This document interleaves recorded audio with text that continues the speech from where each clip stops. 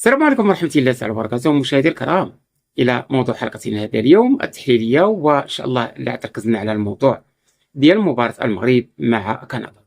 مباراة أنا اللي تفاجأت ولقيت وهبي ولا يعني فوز القجع، وخاصة محمد الوهبي اللي تيحضر من هذه المباراة، حقاش فريمو المباراة اللي تنظن سهلة هي اللي تتخلق المفاجأة. فكم من من فريق قوي ومن منتخب قوي تمشي مع الواد مع فرق صغيرة، وخاصة وهبي عطى يعني التفسير الكامل علاش هذه صعيبة لحقاش غنلعبوا مع واحد الفريق اللي تيلعب بلوكبا او تيدير اوتوبيس، وهنا تيخلق له مشكل. اما تقول لك محمد وهبي لما تلعبوا مع منتخبات كبيره تما تنبينوا على يعني القوه ديال المنتخب المغربي والتكتيك ديالو، ولكن لما تيجونك بحال هاد المساخيط هادو فتيعذبونا ويقدروا يخرجوا علينا. تاريخيا المنتخبات الضعيفه تتخرج على المغرب، لهذا يعني دق ناقوس الخطر وشد انتباه ديال اللاعبين ان وجدوا راسكم لاصعب مباراه من نهار اللي تولى يعني التدريب. وداز على واحد النقطه اخرى وهي ديال ابراهيم دياز، ودافع عليه بواحد الشكل كبير، وقال لك في هذه المباراه ديال كندا ان غادي يعطيه واحد المساحه كبيره، واحد المساحه ديال الحريه، ورجع تحدى يعني حكيم. هذه كلها نقاط ان شاء الله نتناولوها في هذا الموضوع. بقاو معنا، خلوا داكشي اللي يديكم، عطونا واحد الدقائق معدوده، وان شاء الله اكيد اضمن لكم تخرجوا ان شاء الله بافكار جديده ومن الكوزينه ديال محمد وهبي، وهذه عبر يعني ناس عندهم ناس اللي تيجيبوا لهم وجمع لكم هذه المعلومات.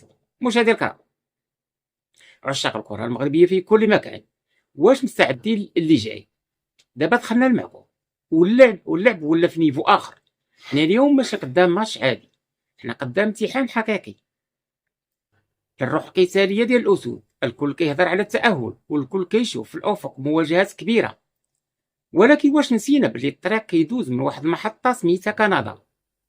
هذا الماتش هو الفيكتوريا، الانتصار الحقيقي اللي غادي يفتح لنا بيبان المجد، ولا غيكون حجره عثره في الطريق ديالنا. ركزوا معنا مزيان، حتى اليوم غنشرح لكم علاش محمد وهبي والطاقم التقني كيعتبروا هذه المواجهه هي الاصعب من نهار تحمل المسؤوليه. مشاهدي الكرام، فخ الاوتوبيس والتكتل الدفاعي. علاش محمد وهبي كيقول بلي ماتش كندا هو الاصعب؟ القضيه ماشي في السميه، القضيه في ستايل اللعب. المنتخب الكندي كيعتمد على واحد الحاجه كنسميوها البلوكبا ولا الاوتوبيس، وهذا النوع ديال الفرق هي اللي ديما كيخلق لنا مشاكل تاريخيا. حنا كنلقاو راحتنا مع المنتخبات الكبيره اللي تتلعب كره محلوله، تما فين كاين يعني كتبان المهاره ديالنا. ولكن فاش كيتجمعوا لينا 10 ديال اللعابه في الاريا في منطقه الجزاء، تما كيبدا الحساب. وهبي حضر بلي هاد الماتش ملغوم، وذكرنا بتجاربنا مع الراس الاخضر وبوركينا فاسو. خاصنا الحذر ثم الحذر من التحولات الهجوميه السريعه ديالهم اللي تقدر تضرب لينا الظهر في اي لحظه. نتكلموا على نقطه اخرى ديال الاجواء داخل المعسكر، التحدي والانسجام وسط هذا الضغط. الاجواء ديال الكومبليس كطمئن، شفنا فوزي رقجع هو كيتحدى اشرف حكيمي في التدريبات. هذا النوع ديال لانيماسيون كيعطي طاقه ايجابيه، وشفنا ايضا التعامل الخاص مع عيسى ديوب باش يندمج بسرعه مع اليكيبو الفريق. هاد التفاصيل الصغيره هي اللي كتدير الفرق في الماتشات الكبار. اللعابه خاصهم يبقاو مركزين 100% ويساينوا الاوبورتونيداد، يعني الفرصه اللي غتفك الماتش، بلا ما يفكروا في ماتش فرنسا ولا اي خصم جاي. التركيز دابا غير على الميدان. واحد النقطه اخرى ومهمه للغايه وغنستافدوا منها في هذه المباراه، التحديات المناخيه والملاعب المكيفه. كاين واحد المعطى مهم بزاف في هذه المباراه كيهضروا عليه المحللين، هو اللعب في ملاعب مغطاه مكيفه بحال اللي كاين في تكساس. درجه الحراره برا كتوصل لارقام قياسيه، ولكن وسط الميدان كتكون ثابته في 21 درجه. هادشي كيعطينا واحد البنطاقه امتياز كبير للعبه ديالنا اللي مولفين البروده في اوروبا. هاد الاجواء كتخلي الريتم يبقى طالع وكيتجنب اللعابه الاجهاد الحراري، يعني غنشوفوا كره حقيقيه بلا احضار ديال الصهد. ابراهيم دياز، من المهام الدفاعيه الى الحريه الهجوميه.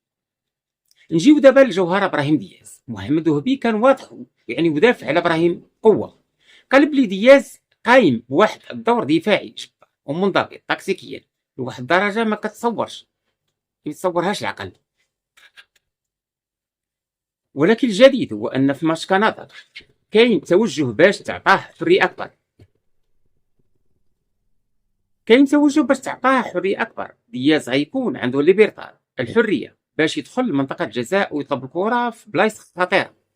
حنا عارفين القيمه ديالو والثقه فيه ما عندها حدود، خاصه فاش يكون في نهارو. في الختام الماتش ديال كندا ماشي مجرد 90 دقيقه، هو اختبار الشخصيه والذكاء التكتيكي. خاصنا نلعبوا بدم بارد وبقلب حامي. الميساج واضح، لا استباق الاحداث، لا تفكير في الادوار الجايه. كندا هي الفينال النهائي ديالنا اليوم، الاسود واجدين والجمهور وراهم، وان شاء الله في الموعد في تيران باش نحتفلوا بالتاهل التاريخي. نتوما شنو بان لكم؟ واش ابراهيم دياز هو اللي غيفك لينا الجره، هو اللي غيفك لنا الشفره ديال الدفاع الكندي؟ وشنو توقعاتكم من النتيجه؟ خليو لنا ارائكم في التعليقات، وما تنساوش تبارطاجيو الفيديو وديروا لايك باش يوصل لكاع العشاق الكره الساحره. مشاهدي الكرام، فريمون يعني يعني السهل الممتنع هو اللي غنبداو فيه دابا، ويعني سهل ولكن ممتنع. ويعني وهبي عارف الخطوره ديال يعني ديال كندا. المباراة اللي تتقام ليها تيسكنوا قدام يعني في قدام الشبكة، فهذاك هو الخطر، وقدر تكون شي مرتدة والله قدر الله تعالى تكون شي مفاجأة. مشاهدينا الكرام، إلى هنا تنتهي حلقة اليوم، والفيديو لاحق وراكم.